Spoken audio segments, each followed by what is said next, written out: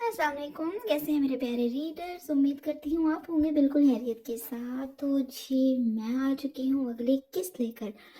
किस्त जो है वो बहुत धमाकेदार होने वाली है, धमाके पे धमाके हो रहे हैं। लेकिन उससे पहले आप सब ने जो है वो चैनल को सब्सक्राइब करना है। मैंने अपना वादा किया कि लॉन्ग एपिसोड दूंगी, तो जी एपिसोड लॉन्ग आ चुकी है। मुझे उम्मीद है इस एपिसोड में आपको शिकायत बिल्कुल भी नहीं होगी कि जी एपिसोड लॉन्ग क्यों नहीं। एपिसोड बिल्कुल लॉन्ग है, इसलिए आपने भी अपना फुल सपोर्ट शो करना है। और जो लोग चैनल को सब्सक्राइब किए बगैर पढ़ लेते हैं नॉवल, तो जी उनसे गुजारिश एक है, प्लीज़ चैनल को सब्सक्राइब कर दिया करें। वही एक बटन आपने प्रेस करना है, कितना ही टाइम लग जाएगा। और जो लोग इस नावल को पसंद कर रहे हैं वो शेयर भी किया करें।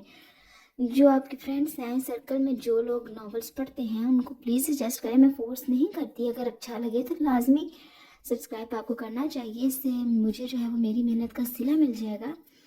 तो जी इसलिए आप लोग सब्सक्राइब किए बगैर मत पढ़ा करें और चैनल को सब्सक्राइब किया करें। फिर लाइक करने की तरफ आएंगे, फिर कमेंट कर दिया करें। और जो लोग चैनल को सब्सक्राइब भी कर चुके हैं, वीडियो को लाइक करते हैं, इस नॉवल को बहुत ज़्यादा पसंद कर रहे हैं, उन सबका बहुत ज़्यादा शुक्रिया।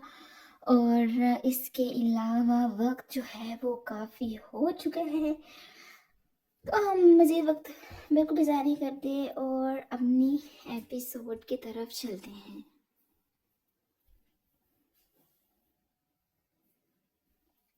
हर रंग धनक का तेरे नाम किस्त नंबर 59। हिरा इस वक्त इस्लामाबाद से कदरे हट कर बने अंधेरे में डूबे इस फ्लैट का जायजा ले रही थी, जिसके बंद दरवाजे को बलाज शाह हाथ में थामी चाबी से खोल रहा था। कुछ सेकंड्स ही गुजरे होंगे कि टिक के साथ लॉक खुला तो बलाज शाह दरवाज़ा खोलता अंदर एंटर हुआ।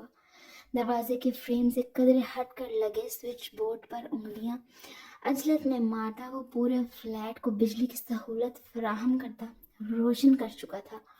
और वो दरवाजे के साथ लगे खड़े वो अब सामने खड़ी हिरा को अंदर आने का रास्ता दे गया था, जो इस वक्त निकाह के ऑफ वाइट और रेड शरारा और शॉर्ट शर्ट में मलबूस नजर लग जाने की हद तक खूबसूरत लग रही थी। अपने कपकपाते वजूद के साथ वो बिलाशुबा इस लम्हे आने वाले वक्त को लेकर शदीद खदशात का शिकार थी। हिरा, अंदर आ जाओ। यूं ही हिरा को साकत खड़ा देख बलाज आंखें घुमाता उसे अंदर आने का बोलता। खुद नफी में सर हिलाते मुंह ही में बुड़ करता फ्लैट के अंदर गुम हुआ था। इसकी समझ से बाहर था ये ड्रामा। जब घर से भाग ही आई थी तो अब इतनी एहतियात, मेरे ड्रामे। उस तरफ फ्लैट में गुम बलाज शाह की पुश्त को घूरती जब तक वो सामने मौजूद दरवाजे को खोलता अंदर गायब नहीं हो गया था। खुद वो इस वक्त अकेली दरवाजे के चौखट पर खड़ी शीशो पंज में मुब्तला खड़ी थी, जिसके लिए वो अपना सब कुछ, अपने माँ बाप, घर बार, सबसे बढ़कर अपनी इज्जत तक छोड़ाई थी। वो इसे लापरवाह बना खुद न जाने कहाँ गायब हो गया था। दिमाग में तरह तरह के सवालात अभी से सर उठाने लगे थे। अभी तो इनके रिश्ते का आगाज भी नहीं हुआ था।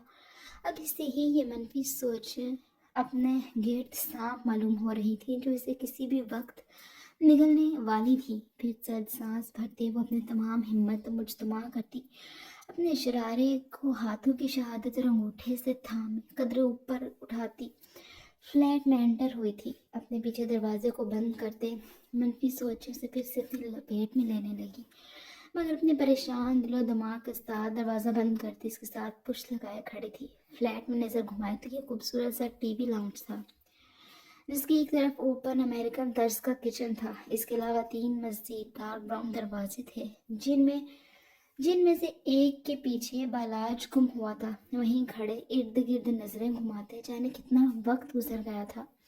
जब वहीं खड़े खड़े वो अकड़ने लगी तो खुद के थके थके वजूद को घसीट कर वो ग्रे 7 सीटर सोफे तक लाई, फिर वहीं उसके किनारे पर टिकती वो बालाज की वापसी का इंतजार करने लगी थी। यूं ही बैठे बालाज का इंतजार करते ज़हनी थकावट ने उसे होश से जल्द ही बेगाना कर दिया था।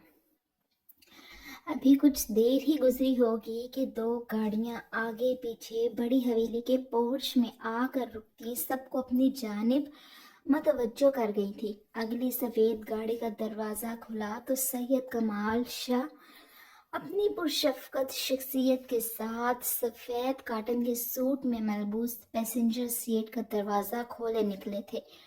اسی گاڑی کی پچھلی سیٹ پر موجود آیت شاہ بھی داجان کی تقلید میں دروازہ کھولتی اپنی بھرپور معصومیت کے ساتھ یلو اورنج غرارے اور شارٹ شرٹ میں ملبوس باہر نکلی تھی۔ ان کے گھر سے نکلنے کے بعد ڈرائیور گاڑی کو پارکنگ ایریا کی طرف لیے بڑھ گیا تھا۔ پیچھے موجود بلیک کار کا ڈرائیو ڈور کھولتے زاویار شاہ اپنی روبدار شخصیت کے ساتھ فل بلیک شلوار قمیض میں ملبوس باہر نکلتا۔ جانے کتنی لڑکیوں کے دل دھڑکا گیا تھا۔ پھر اس کی اگلی ادا نے تو گویا کتنوں کو پگھلا دیا تھا جب وہ میرا کی طرف آتا، پیسنجر سیٹ کا دروازہ کھولے اس کے باہر نکلنے کا منتظر تھا، جو حیرت کی زیادتی سے منہ کھولے زاویار شاہ کا منہ دیکھ رہی تھی۔ پھر زاویار شاہ کے سوالیہ انداز میں آئی برو اچکانے پر وہ نفی میں سر ہلاتی اپنا آپ سنبھالے احتیاط سے کھلے دروازے سے نکلی تھی۔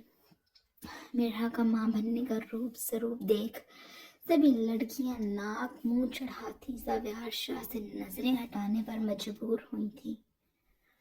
برہان خانزادہ سمیت ان کے بیٹوں کے سوائے واجد خانزادہ کے آگے بڑھ کر داجان سے ملنے لگے، جبکہ واجد خانزادہ آنکھوں میں غصہ لیے ان کی جانب سے نظریں ہی پھیر گئے تھے۔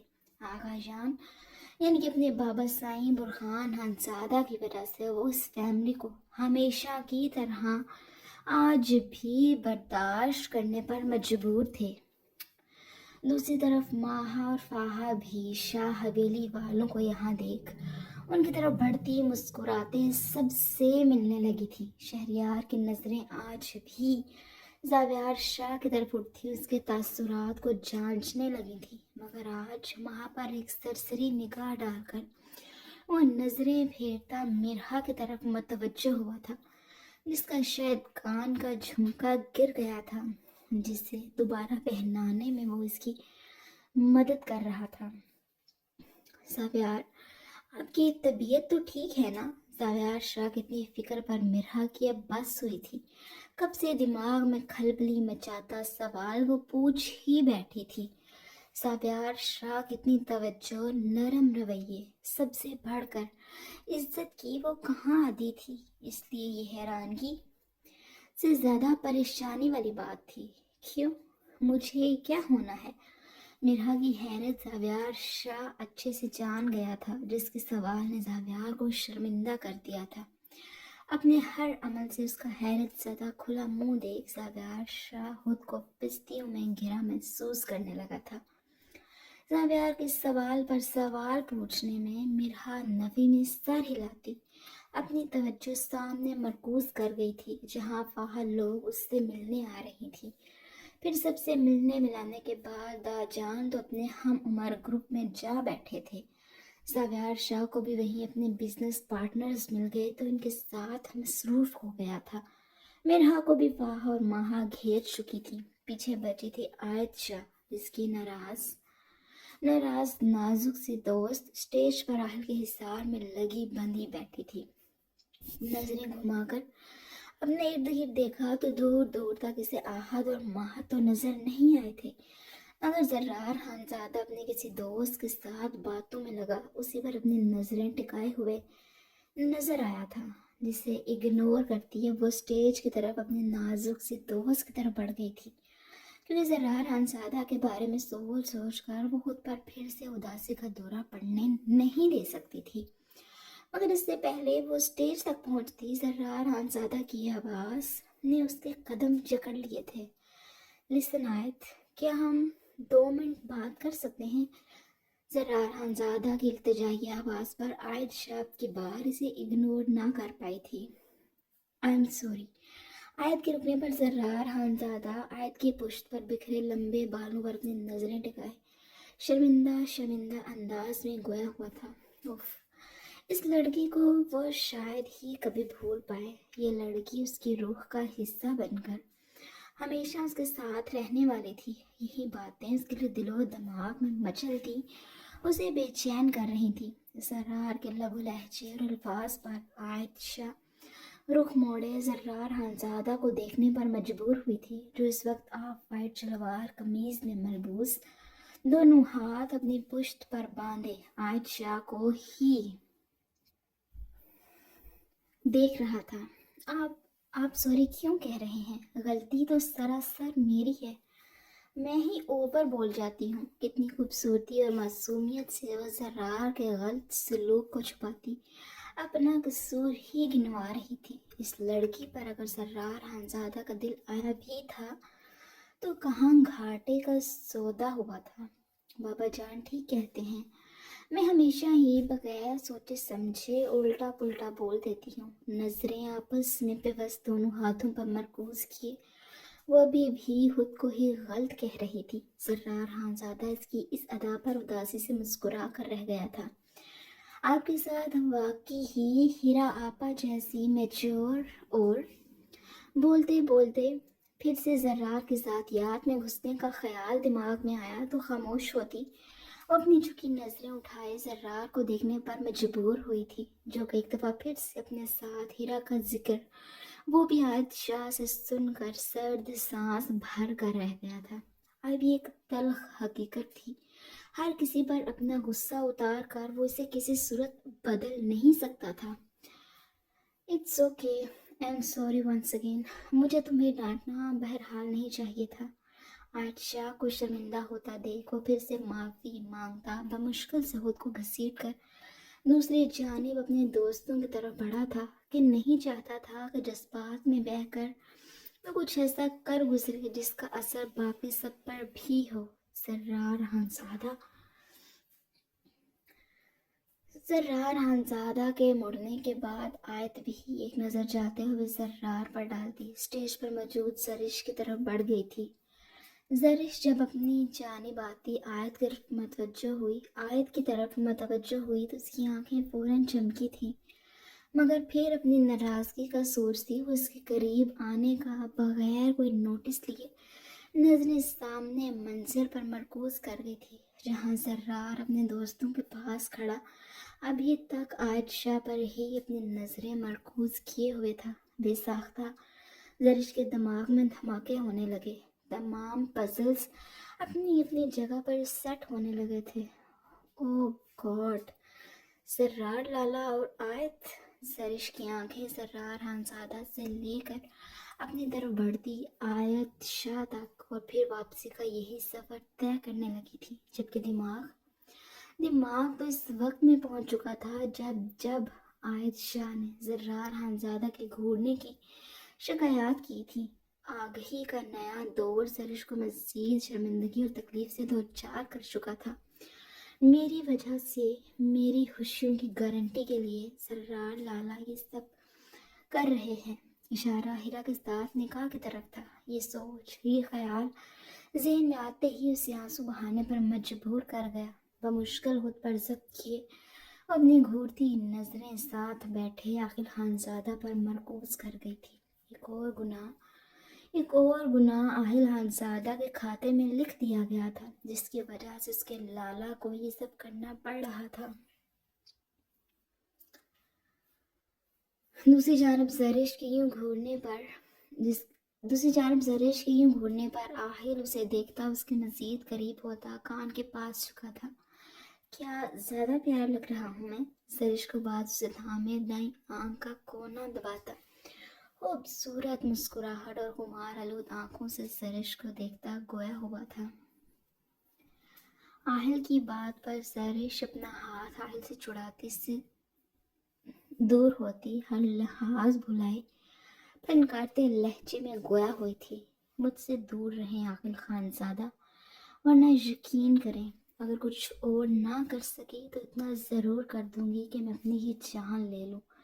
زرش تنگ آ چکی تھی عاقل کی ان اوچھی حرکتوں سے، جو کبھی زبردستی اس کے ساتھ چپک کر بیٹھ جاتا، کبھی اس کا ہاتھ اپنے ہاتھوں میں جکڑے اسے بے بس کیے ہوئے تھا۔ وہ تو اکیلے میں اس آدمی سے نہیں نپٹ سکتی تھی، سب رشتہ داروں کے سامنے وہ کیا ہی کر لیتی۔ اب تک وہ بے بسی کی عملی صورت ہی تو بنی ہوئی تھی، سب کچھ نہ چاہتے ہوئے بھی اب تک صرف اور صرف عاقل خانزادہ کے حق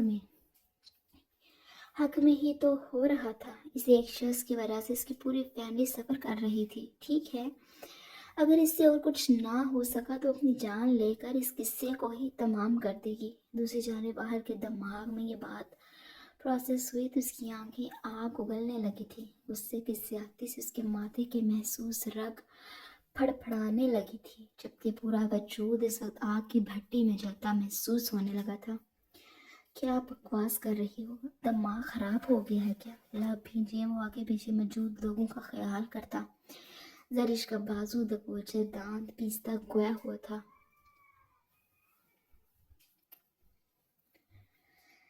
زرش اس بات نے ہی آہل کو ہلا کر رکھ دیا تھا. اسے کچھ ہو جاتا یہ سوچ ہی آہل کا دماغ معاف کرنے لگی تھی. بالکل میرا دماغ خراب ہو چکا ہے اور اب اگر آپ میرے قریب آئے تو میں اپنی جان لینے سے بھی پیچھے نہیں ہٹوں گی. ہنوز آہل کی آنکھوں میں آنکھیں ڈالے وہ بغیر ڈرے بغیر کسی جھجک کے بولی تھی. ڈونٹ یو ڈیئر زرش عاقل خانزادہ. اگر میں نے تمہارے وجود پر ایک خروش بھی دیکھی. اپنی بات کہتا آہل رکا تھا، پھر دوبارہ گویا ہوا. تو ٹرسٹ می، اپنے ہاتھوں سے جان لوں گا تمہاری. زرش کو وارن کرتا وہ وہاں سے اٹھتا حویلی کے اندر بڑھ گیا تھا کہ مزید وہ اگر یہاں بیٹھتا تو شاید پھر سے ایسا کچھ تو ضرور کر بیٹھتا کہ اس سے پناہ مانگتی. آہل کے یوں اچانک سے اٹھ جانے پر سب کی سوالیہ نظریں زرش پر اٹھی تھی، جس پر وہ پتہ نہیں کہتی عائشہ کی طرف متوجہ تھی، جو کہ اب آتے ساتھ ہی سوری کی گردان شروع کر چکی تھی. مگر عائشہ کو دیکھ زرش کے زخم پھر سے تازہ ہو گئے تھے. اب نئے سرے سے آہل خانزادہ کے اونچے کہے مسکراہٹیں اور پھر زرار خانزادہ کا سنجیدہ چہرہ آنکھوں میں گڑبڑ ہوتا زرش کو مزید آہل سے متنفر کرنے لگا تھا. کوئی شخص اس قدر خود غرض کیسے ہو سکتا تھا جسے صرف اور صرف اپنے آپ سے غرض تھی، دوسروں کے احساسات جس کے نزدیک کوئی معنی ہی نہیں رکھتے تھے. عائشہ کو غیر دماغی سے جواب دیتی زرش محض اپنے نصیب پر افسوس ہی کر پائی تھی جو کہ ایسے خود غرض شخص کے ساتھ لکھ دیا گیا تھا. آہل خانزادہ اس وقت لان کے پچھلے حصے میں موجود سگریٹ پر سگریٹ پھونکتا اپنے غصے کو کم کرنے کی ناکام سعی کر رہا تھا. بار بار ذہن کے پردوں پر گونجتے زرش کے الفاظ اس کی جان لینے کے در پر تھے. زرش کو کچھ ہو یہ سوچ ہی آہل خانزادہ کو پاگل کرنے کے در پر تھی. ایک زوردار مکہ سامنے موجود پائن کے درخت پر مارتا گویا غصے کی انتہا پر تھا. نہیں زرش، تم نے شاید مجھے بہت ہلکا لیا ہوا ہے. تم خود کو ذرا کچھ کرو تو تمہارا وہ حال کروں گا کہ خود کو نقصان پہنچانے سے پہلے تم 100 بار سوچو گی. نفے میں سر ہلاتا وہ ایک عزم کر چکا تھا جسے عملی جامہ بھی وہ بہت جلد پہنانے والا تھا، جو بلا شبہ زرش کے حق میں بالکل بھی صحیح نہیں ہونے والا تھا.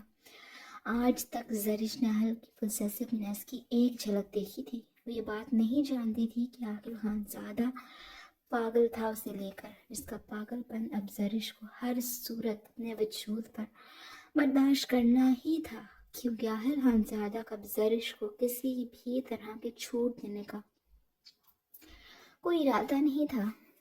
انگلیوں میں دبا سگریٹ درخت کے مضبوط تنے پر مسلتا بچے ہوئے ٹکڑے کو وہیں پھینکتا پختہ ارادہ لیے اب لان کی اگلی جانب بڑھنے لگا تھا جہاں باقی سب اس کا انتظار کر رہے تھے. مگر اس سے پہلے ہی سرسراتی سی نظر زمین پر پڑی کسی چمچماتی شے پر پڑتی آہل کی تمام توجہ اپنی جانب سمیٹ گئی تھی. ماتھے پر بل ڈالے وہ گھٹنا موڑے بیٹھا تھا، ہاتھ بڑھا کر اس جگمگ کرتی شے کو اٹھایا تو لان کی ہلکی روشنی میں یہ شاید ایک بریسلٹ تھا یا پھر شاید پائل. اس وقت اس کی یہاں موجودگی کوئی اتنی انہونی بھی نہیں تھی کیونکہ شادی کے گھر میں یہ سامان کسی کا بھی ہو سکتا تھا. اس جویلری کی پیس کو نگہت بیگم کے حوالے کرنے کے خیال سے وہ اسے اپنی قمیض کی سائڈ پر بنی پاکٹ میں ڈالتا اپنی منزل کی جانب بڑھا تھا۔ بڑی حویلی کے لان میں اس وقت مہندی کا فنکشن اپنی عروج پر تھا۔ مہمان وغیرہ کھانے سے بھی فارغ ہو چکے تھے۔ فہا نے ملازمہ کے ہاتھوں ہیرا کے روم میں بھی کھانا بھجوا دیا تھا اور خود اس وقت وہ فارس سے چھپتی پھر رہی تھی، جس میں نہ جانے کچھ دنوں سے کون سی روح گھس آئی تھی کہ اسے تنگ کرنے کا کوئی موقع ہاتھ سے جانے نہیں دیتا تھا۔ اس وقت بھی جب سبھی یاخل و زرش کی مہندی کے رسم کر رہے تھے، وہ اسے گھورنے سے باز نہیں آ رہا تھا۔ الٹا فہا کی آنکھیں دکھانے پر بائیں آنکھ دباتا اسے ہی شرمندہ کر رہا تھا، جس پر اسے گھورنے سے بھی یہ باز ہی آئی تھی۔ دوسری جانب ماہا اور شہریار اس وقت مہندی کی رسم کر رہے تھے۔ آہل خانزادہ پہلے کی نسبت سنجیدہ تو سب کو ہی لگا تھا، جو بار بار شہریار کے چھیڑنے کے باوجود جواباً بغیر وہ چٹکلا چھوڑے چپ سادے بیٹھا تھا۔ پاس بیٹھی زرش کو اس کی بالکل بھی پرواہ نہیں تھی۔ جب وہ بے چین تھی تو آہل خانزادہ کا سکون بھی اسے تباہ کرنا تھا۔ جب اس کے اپنے اس کی وجہ سے تکلیف میں تھے تو آہل خانزادہ کو بھی وہ کوئی خوشی نصیب نہیں ہونے دے گی۔ اسی دوران ہامتی کامتی ملازمہ آتے ساتھ فوزیہ بیگم کے کان میں دھماکے کرنے لگی تھی۔ کیا دماغ خراب ہو گیا ہے تمہارا؟ کیا اول فول بولی جا رہی ہو؟ فوزیہ بیگم کی قدری اونچی آواز پر سبھی ان کی طرف متوجہ ہوئے تھے۔ فوزیہ اپا، کیا ہوا ہے؟ سب خیریت تو ہے؟ آسیہ بیگم فوراً دوڑتی اپنی بہن کی طرف لپکی تھیں، جو کہ لال سرخ چہرہ لیے حویلی کے اندر کی طرف بھاگی تھیں۔ باقی سب بھی ان کے پیچھے ہی بھاگے تھے۔ فارس خانزادہ اور شہریار ان کے پیچھے دوسری منزل پر بنے ہیرا کے روم میں انٹر ہوئے تو پورا روم سائیں سائیں کر رہا تھا۔ واش روم کا دروازہ آگے بڑھ کر فارس نے کھولا تو خالی واش روم بھی ان کا منہ چڑھا رہا تھا۔ کھانے کی ٹرے جوں کی توں پڑی تھی۔ ماتھے پر بڑے لالے شہریار اہل سمیت فہا اور زرار کی پوری حویلی چھان چکے تھے، مگر ہیرا حویلی میں ہوتی تو ملتی۔ کچھ لمحوں کا کھیل تھا۔ ہیرا کی حویلی غیر موجودگی سب کے علم میں آ چکی تھی۔ تاجان اور زاریار شاہ بھی الگ پریشان ایک طرف کھڑے تھے۔ جو بھی تھا بیٹی کا معاملہ تھا، بلا شبہ یہ فکر کی بات تھی۔ رشتہ داروں میں بھی خسر پھسر شروع ہو چکی تھی۔ ساجد خانزادہ اور ماجد خانزادہ حویلی کے باہر لگے کیمراز چیک کر رہے تھے۔ نگہت بیگم اور فہمیدہ بیگم روتی بلکتی فوزیہ بیگم کو سنبھال رہی تھی، جن کا بین رہی صحیح کسر پوری کرتا ہر اس وقت حویلی میں موجود ہر شخص کو اس واقعے کی خبر کر چکا تھا۔ غرض اس وقت بڑی حویلی میں کوہرام مچ چکا تھا۔ فارس تو نے ہیرا کے روم میں چیک کیا، شاید کچھ سراغ مل جائے اس کی غیر موجودگی کا۔ آہل بار بار ہیرا کا نمبر ڈائل کرتے فارس سے مخاطب ہوا تھا، جس نے نفی میں سر ہلایا تھا۔ پھر اس کے بعد فارس اور آخر ہیرا کے روم میں پہنچے۔ ابھی تک تو سب یہی سمجھ رہے تھے کہ جس نے بھی کیا دشمنی میں آ کر ہیرا کو غائب کروایا۔ وہاں ایک طرف منہ سیے کھڑی تھی، جس طرف کا اشارہ اس کی چھٹی حس کر رہی تھی، وہ تو فہم مر کر بھی زبان تک نہیں لانا چاہتی تھی۔ کچھ دیر بعد فارس اور راحل جب واپس نیچے پہنچے تو ان کے ہاتھ میں کاغذ کا ٹکڑا تھا، جس نے آزادہ خاندان کی عزت کی دھجیاں اڑا دی تھی، جس میں صاف صاف لکھا تھا کہ ہیرا زرار خانزادہ سے شادی نہیں کرنا چاہتی۔ وہ بلاٹ شاہ سے شادی کی خواہش مند ہے۔ وہ گھر چھوڑ کر جا رہی ہے کیونکہ کوئی بھی یہاں اس کی شادی بلاٹ شاہ سے نہیں ہونے دے گا۔ فہا بھی سب سے آگاہی رکھتی ہے، مگر اس کے باوجود اس نے میری کوئی مدد نہیں کی، اس لیے اس کے پاس آخری حل ایک یہی بچا تھا۔ کاغذ کا یہ ٹکڑا باری باری گھر کے تمام فرد کے ہاتھ رکھتا سب کو حیرت میں ڈال چکا تھا۔ فارس خانزادہ کی غزیلی سرخ نظریں فہا خود محسوس کرتی جیسے جیسے اس تحریر کو پڑھ رہی تھی، زمین اس کے قدموں سے سلکتی جا رہی تھی۔ ایک نظر اس کاغذ کو دیکھ، اس سے پہلے کہ فہا کو وضاحت دیتی، فوزیہ بیگم کا سناٹے دار تھپڑ فہا کا ہوش اڑا گیا تھا۔ نکلی نا تم ڈائن! کتنا میں نے ہیرا کو کہا تھا کہ اس بد کردار سے دور رہ، لیکن نہیں، اس نے میری ایک نہ سنی اور آج نتیجہ ہمارے سامنے۔ فوزیہ بیگم پھنکارتے ہوئے ایک بار پھر وہاں پر چپٹتی تھی، اگر اس سے پہلے اب کی بار کا تھپڑ وہاں تک پہنچتا، اس سے پہلے ہی فارس انہیں تھامتا، اپنی طرف کھینچ گیا تھا۔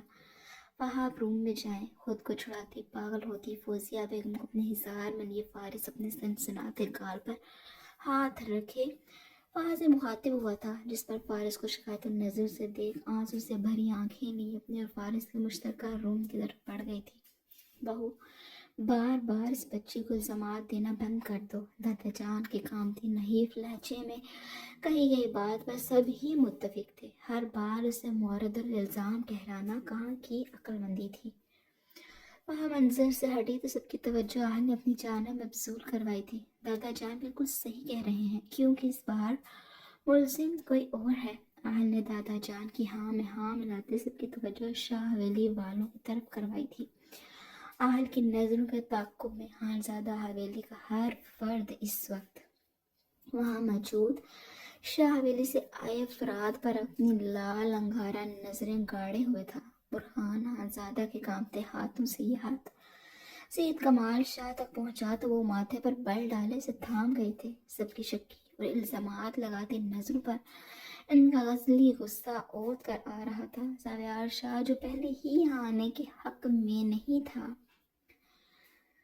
سب کی نظروں پر ضبط کا مظاہرہ کر کے رہ گیا۔ میٹھا اور عائد شاہ الگ کھڑے پر افسوس نظریں سب پر گاڑے ہوئے تھی۔ بولتی بھی تو کیا، نہ تو ان کے پاس کوئی الفاظ تھے اور نہ ہی انہیں کچھ کہنا مناسب لگا تھا۔ پھر سید کمال شاہ کی نظریں جیسے جیسے اس کاغذ پر پھسلتی جا رہی تھیں، ویسے ویسے خانزادہ حویلی کی پوری عمارت ان کے سر پر گرتی معلوم ہو رہی تھی، جس کے مطابق پالاد شاہ اس سب کے پیچھے تھا۔ اس کی وجہ سے ایک لڑکی اپنے گھر سے بھاگنے پر مجبور ہوئی تھی۔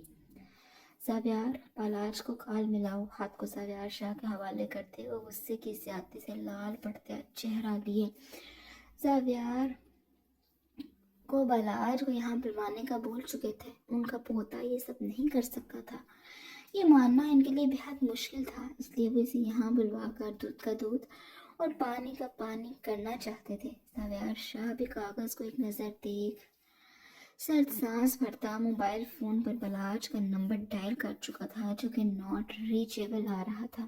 فارس بیٹے، کیا آپ فا کو یہاں بلوا سکتے ہیں؟ میں جاننا چاہتا ہوں کہ وہ اس واقعے کو لے کر کیا معلومات رکھتی ہیں۔ بالاج سے رابطہ نہ ہونے کی صورت پر سید کمال شاہ نے عاجزانہ انداز میں فارس سے درخواست کی تھی، جس پر وہ اس بات میں سر ہلاتا فا کو روم سے بلانے کے لیے محض سے بولا تھا، کیونکہ خود وہ اس وقت فوزیہ بیگم کو تھامے ہوئے تھا، جن کا بس نہیں چل رہا تھا کہ فا سمیت ان شاہ ولی والوں کے سب کا منہ تھپڑوں سے لال کر دے۔ فارس کی بات پر ماہا فا کو روم سے بلانے کے لیے فارس کے روم کی طرف بڑھ گئی تھی۔ کچھ دیر کے بعد روئی روئی گلابی پڑتے چہرے کے ساتھ وہاں سب کے پاس آ کھڑی ہوئی تھی۔ فا بیٹے، اپنے نانا کو غلط مت سمجھنا، میں صرف جاننا چاہتا ہوں کہ آپ اس سارے واقعے کے بارے میں کتنا جانتی تھی۔ سید کمال شاہ نے فا کے سر پر ہاتھ رکھتے پرشفقت انداز میں پوچھا تو فا کی آنکھوں سے آنسو بے ساختہ نکلے تھے۔ سب کے سامنے رونا اس نے کب کا چھوڑ دیا تھا، مگر اپنے نانا کا اس قدر مان سے پوچھنا وہ خود پر کنٹرول نہ رکھ سکی تھی۔ ان کے گلے لگتے وہ 2 دن پہلے ہرا سے ہوئی ساری بات جوں کہ تو سنا گئی تھی، جس میں بلا شبہ کسی اور کا نہیں بلکہ سید بالاج شاہ کا ہی ذکر خیر پایا گیا تھا۔ فا کی بات سننے کے بعد وہ پھر سے ساویار شاہ کی طرف متوجہ ہوئے تھے۔ ساویار بیٹے، آپ ایسا کرو، گھر فون کر کے ساریہ بہو سے اس کی خیر خبر پوچھو۔ ساویار دادا جان کی بات پر اس بار میں سر ہلاتا گھر کا نمبر ڈائل کر چکا تھا۔ ساریہ بیگم سے بات چیت کے بعد بالاج کے گھر میں غیر موجودگی کنفرم ہو چکی تھی۔ ہسپتال وہ آج گیا نہیں تھا، کوٹ رات کے اس پہر بند تھے۔ انہیں سمجھ نہیں آ رہی تھی کہ کریں تو کیا کریں، جبکہ پورا خانزادہ خاندان ان پر اپنی نظریں جمائے ہوئے تھا۔ ان کی عزت کا معاملہ تھا، جس طرح یہ سب سے بدک کھڑے تھے یہی بہت تھا۔ داجان، وہ آج صبح بالاج لالا باہر کی طرف بنے فلیٹ کی کیس کا ساریہ ماما سے پوچھ رہے تھے۔ سید کمال شاہ کو اس قدر پریشان دیکھ مرحا فوراً سے آج ہوئے واقعے کا ذکر کر گئی۔ جب وہ ساریہ بیگم سے اس فلیٹ کی چابی کا پوچھ رہا تھا، مرحا پاس ہی بیٹھے ٹی وی دیکھ رہی تھی۔ بے دہانی میں وہ یہ سن گئی تھی، نہیں جانتی تھی کہ یہ معلومات آج یہاں بھی کام آ سکتی تھی۔ मीरा की बात पर जावियार शाह फौरन से फ्लैट के बाहर मौजूद वॉचमैन से बलराज शाह की वहाँ मौजूदगी का पूछने के लिए कॉल कर चुका था, जिसका उसने मुस्बत जवाब दिया था। साथ किसी लड़की की मौजूदगी का भी कंफर्म हो चुका था। कॉल स्पीकर पर होने की बिना पर सब ने ये बात बखूबी सुनी थी, जिस पर सैयद कमाल शाह जब से अपनी आंखें मीचते खोल गए थे। इनके पोते ने इस उम्र में इनके सर में आँख डालने में कोई कसर नहीं छोड़ी थी। हर कोई हैरत की अपनी तस्वीर बना आगे क्या होगा को लेकर फिक्रमंद था। बिलाशुबा शाह हवेली वालों को इसका बहुत बड़ा हर्जाना अदा करना था, जिसे सोचकर ही वाजिद खानज़ादा के होंठ पर तंजिया मुस्कुराहट बिखर गई थी। अरे चलो भी भाई, अब किस बात का इंतजार हो रहा है। ये फौजिया बेगम थी, जिनका बस नहीं चल रहा था कि उड़कर वो अपनी बेटी के पास चले जाए। आगा जान, आप लोग इनके साथ जाइए, हम पीछे से मेहमानों वगैरह को रुखसत कर लेते हैं। निखत और फहमीदा बेगम बुरहान खानज़ादा से आहिस्ता आवाज़ में मुखातिब हुई थी कि ये सब कुछ छोड़कर भी तो नहीं जाया जा सकता था, क्योंकि सबके सब इस वक्त यहाँ खड़े इस तमाशे से लुत्फानंदोज हो रहे थे। इनकी बात पर दादा जान हाँ में सर हिलाते खानज़ादा ख़ानदान के घर के तमाम मर्द समेत शाह हवेली वालों के इस्लामाबाद से कदरे हट कर बने फ्लैट की जानिब रवान दवा हुए थे। इनके जाने के बाद मेहमान भी तंज तमस्खर उड़ाते खानज़ादा हवेली से रवाना हुए थे, जिनके हाथ अब बहुत चुटकुली खबरें लग चुकी थीं, जिनका ढिंढोरा पीटने के लिए हर कोई बेताब था, क्योंकि ये तो वो दुनिया का दस्तूर था। बलराज शाह तकरीबन 1.5 घंटे की नींद लेकर फ्रेश सा उठता अपने बेडरूम से बाहर निकला तो सामने ही सोफे के साथ टेक लगाई सोई हुई हीरा को देख भूखा था। वॉल क्लॉक पर नजर पड़ी, जो कि इस वक्त रात के 8:30 बजा रही थी। यकीनन इस बड़ी हवेली में हीरा की गैर मौजूदगी की इत्तला आग की तरह फैल चुकी होगी। इस सबसे बेनियाज खानज़ादा हवेली की इज्जत सोने में मसरूफ थी। फिर अपना सर झटकता वो किचन में पहुंचा ताकि कुछ खाने को बना सके। वो अच्छा खासा खाना बना लेता था। एक अरसा वो मुल्क से बाहर रहा था, इसलिए खाना बनाना इसके लिए मुश्किल बिल्कुल भी नहीं था, मगर इस वक्त जो सामान घर में मौजूद था उसी से गुजारा करना था। अच्छी खासी छानबीन के बाद वो मुश्किल से क्लब सैंडविचेस और चाय का ही बंदोबस्त कर पाया था। दूसरी जानब हीरा की भी आंख किचन में होती खटपट से खुल चुकी थी। सीधे होकर बैठी तो सामने ही नजरें बलराज शाह पर उठी थी, जो कि किचन में खड़ा महारत से कुछ बनाने में मसरूफ था। हीरा अपनी जगह से उठती फौरन बलराज की तरफ बढ़ी थी। तब तक बलराज की नज़र भी हीरा पर पड़ चुकी थी। ओह, उठ गई तुम? चलो ऐसा करो, फ्रेश हो लो। चाय की केतली चूल्हे पर चढ़ाते हुए नॉर्मल अंदाज में यूं गोया हुआ जैसे ये सब बहुत मामूल की बात थी। बलराज, आपको यहाँ खाने की पड़ी है।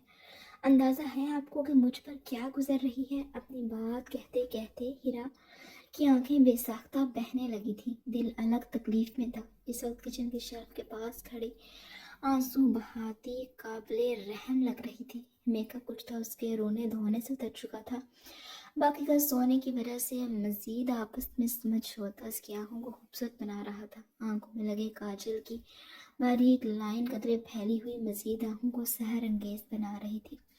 इसकी भराई आवाज़ पर बलराज उबलती चाय से नजरें हटाता हीरा के चेहरे पर टका गया था, जो अपनी कामते लब आपस में पेवस्त किए कदरे बिखरी हालत में खुद को बमुश्किल संभाले खड़े थे। क्यों, क्या हुआ है तुम्हें? कंधे उचकाता नॉर्मल अंदाज में बोलता वो हीरा को उलझा गया था, जिसके लिए वो सब पीछे छोड़ आई थी। वो तो जैसे यहाँ आते ही से बेबहरा हो चुका था। अभी से ही वो आंखें माथे पर रख चुका था। कोई तसल्ली के चंद बोल मुस्तकबिल के ना ख़त्म होने वाले खदशात का जिक्र करता, उसकी हिम्मत तो कम से कम बढ़ाता, मगर वो तो उसे यहाँ लाकर जैसे भूलने ही लगा था। बेसख्ता नजरें वॉल क्लॉक पर उठी थी, जो कि हवेली में कयामत गुजर जाने का पता दे रही थी। इस वक्त इसके अपने किस कयामत से गुजर रहे होंगे, वो सोचती अपनी आंखें सख्ती से मीच चुकी थी। आंखों की भार पर टिके आंसू गुलाबी पड़ते रुखसारों पर पड़ते बेवकत हो रहे थे। अभी तक हमारा निकाह नहीं हुआ, जो आप इतना नॉर्मल बिहेव कर रहे हैं। आपने कहा था कि हम कोर्ट जाएंगे। कोर्ट मैरिज कहने से उसे बुरी तरह खुद से ही शर्मिंदगी हो रही थी, इसलिए सिर्फ कोर्ट का हवाला देती वो फलाद से उलझ रही थी जो कि इसे कोर्ट ले जाने के बजाय डायरेक्ट इस फ्लैट में ले आया था।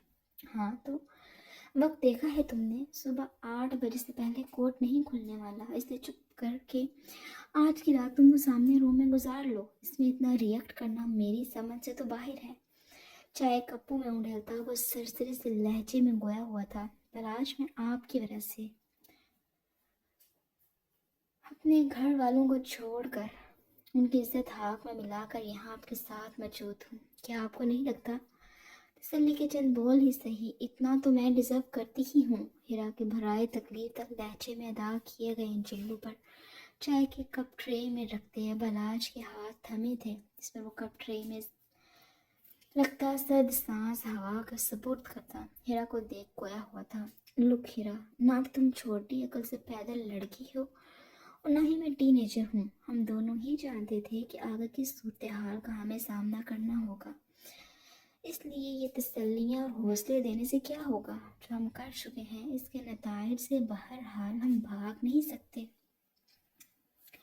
इसलिए ये फिजूल की बहस छोड़ो और अगर कुछ खाना है तो आ जाओ। ट्रे हाथों में थामे वही मौजूद 4 सीटर छोटे से डाइनिंग टेबल की तरफ बढ़ता वो तसल्ली से हीरा को यह बावर करवा चुका था कि सूरत हाल में इसे खुद को संभालना है।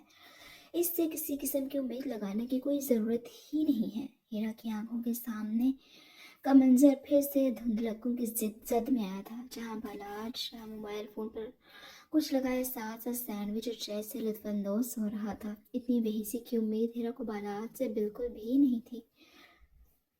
ये बालाज उस केयरिंग बालाज से बिल्कुल ही मुख्तलिफ था जिसे कुछ अरसे से जानती थी, मगर हीरा ये नहीं जानती थी या गाही और तल्ख हकीकत का ये तकलीफ था दौर तो अब शुरू हुआ था। आगे इसके नाजुक और मासूम रूह को क्या क्या झेलना और बर्दाश्त करना था, ये तो उसके वहमों गुमान में भी नहीं था। अब हीरा वहीं शशो पंच में मुब्तला खड़ी थी कि फ्लैट का मेन डोर जोर जोर से पीटा जाने लगा। चाय का कप मुंह तक ले जाता बालाज शाह का हाथ थमा था, माथे पर बल डाले वो अपनी जगह से उठा था। हाल में लगी पार्किंग एरिया की तरफ खुलती खिड़की के आगे लगे पर्दे को जरा सा हटाता वो बाहर देखने लगा था, जहाँ काफी सारी गाड़ियां आगे पीछे आड़ी तिरछी खड़ी नजर आई थी। इनमें से जवेर शाह की ब्लैक कार वो अच्छे से पहचान गया था। वो जानता था ये सब इस तक पहुंचने में कामयाब हो जाएंगे, मगर इतनी जल्दी वो ये नहीं जानता था